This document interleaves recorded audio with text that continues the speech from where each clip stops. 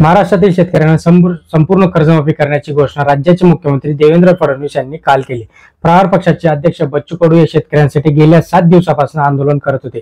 त्याच आंदोलनाच्या पार्श्वभूमीवर मुख्यमंत्र्यांनी बच्चू कडू यांच्यासोबत फोनवर चर्चा करत कर्जमाफीची घोषणा केली। मात्र या कर्जमाफीमध्ये एक मोठी अट टाकण्यात आली आहे।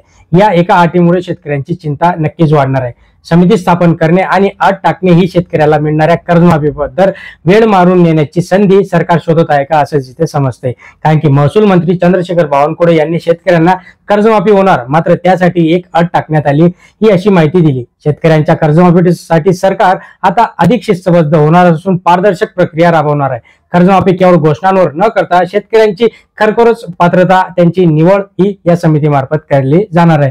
कर्जमाफीसाठी ही वर्गवारी करण्यात येणार आहे असून राज्यातील शेतकऱ्यांना याआधी कर्जमाफी सरसकट कुठलीही अट न टाकता झाली होती। मात्र यावेळी महायुती सरकारकडून कर्जमाफीसाठी विशेष वर्गवारी केली जाणार आहे। या वर्षी कर्जमाफीचा उपाय म्हणून सरकार शेतकऱ्यांची आर्थिक आणि सामाजिक परिस्थिती लक्षात घेऊन वर्गवारी करणार आहे। आयकर भरणाऱ्या मोठ्या शेतकऱ्यांऐवजी खरोखरच गरजू आणि मागासवर्गीय जे शेतकरी आहेत त्यांना याचा लाभ मिळावा यासाठी ही समिती स्थापन केली जाणार आहे। या समितीमध्ये बच्चू कडू यांना स्थान दिले जाणार असून खरंच जे प्रामाणिक शेतकरी, जे पात्र शेतकरी आहेत त्यांना याच्यातनं मिळणार आहे। पण प्रश्न तिथेच परत येतो की मिळणार कधी? भले तुम्ही समिती स्थापन करा, भले तुम्ही वर्गवारी करा, पण ठोस निर्णय, ठोस GR किती तारखेपर्यंत करणार हे अद्याप कुठेही समजलेलं नाहीये। बघूया पुढे काय होणार आहे। तुमच्या प्रतिक्रिया कमेंट बॉक्स मध्ये नक्की कळवा। चॅनलला सबस्क्राईब करा, लाईक करा, शेअर करा। धन्यवाद।